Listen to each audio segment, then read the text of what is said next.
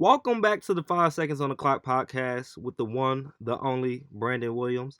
I'm finally back, haven't recorded for a few weeks, but I'm back and ready to talk about fair compensation in the WNBA.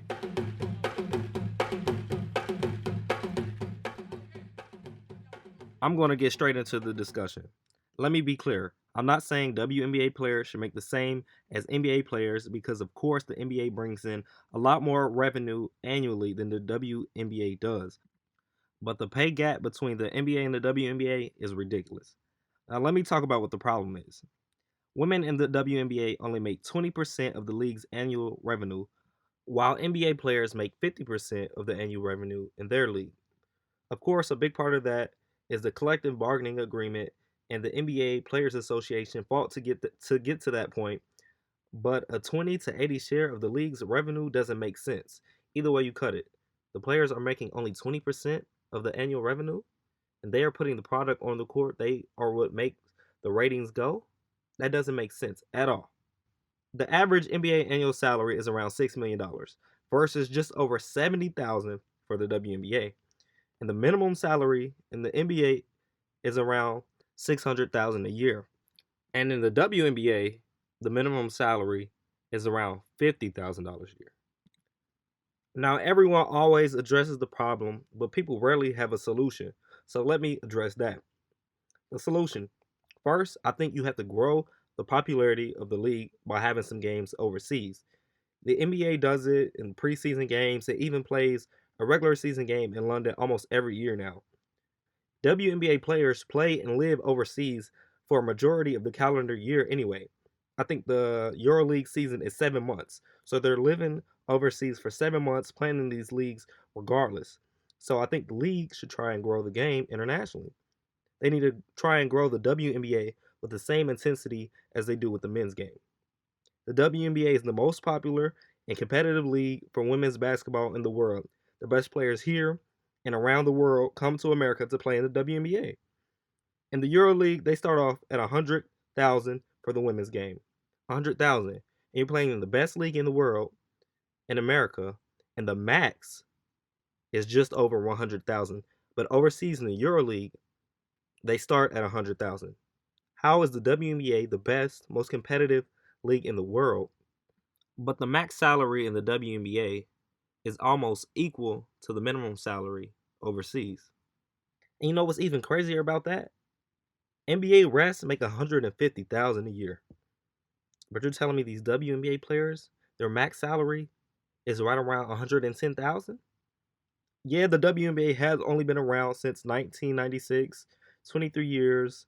So spreading its popularity by growing its international presence is definitely a step in the right direction. I think that is one way that you can help the league grow, bring in more revenue, and just make it more known around the world.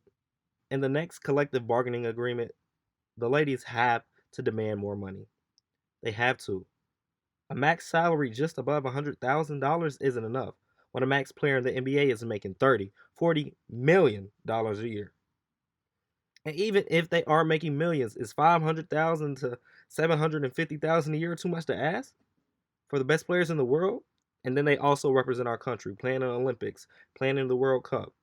And we can't even give these ladies 500 to 75 to $750,000. The WNBA just finished a great season. Elena Delle Donne led the Mystics to a WNBA title. She won league MVP. She had 3 separate injuries that we know of during the finals. Could have been more. And she still was able to will her team to a championship.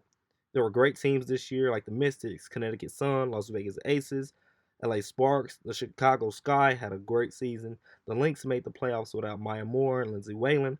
And the Storm made the playoffs without their top 2 stars. Imagine what next season is going to be like if Sue Bird and Breanna Stewart return healthy, if Diana Taurasi is healthy for an entire season, and if Maya Moore decides to come back. I look forward to a day when a WNBA star can make at least $1 million annually.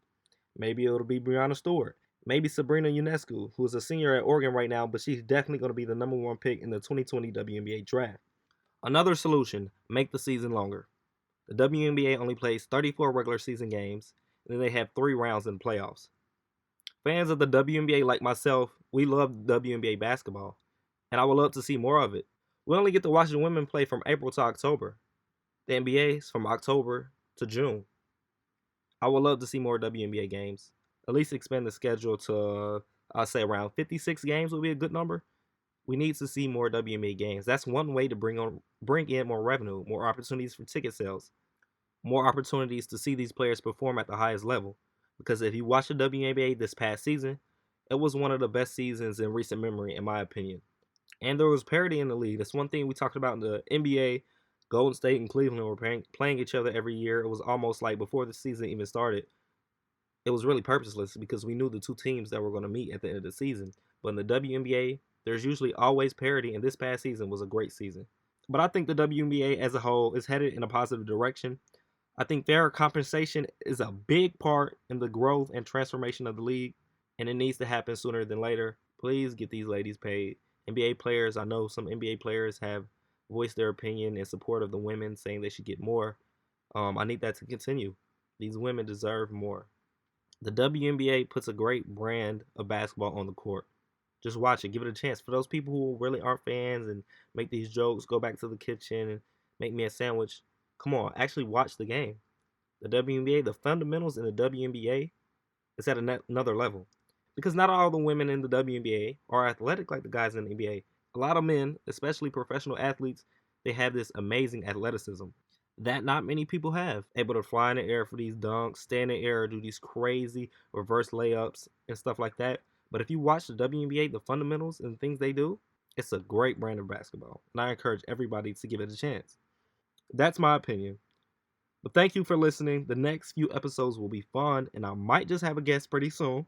So make sure you stay tuned for that. It's Brandon Williams signing off for the 5 Seconds on the Clock podcast. Ya dig?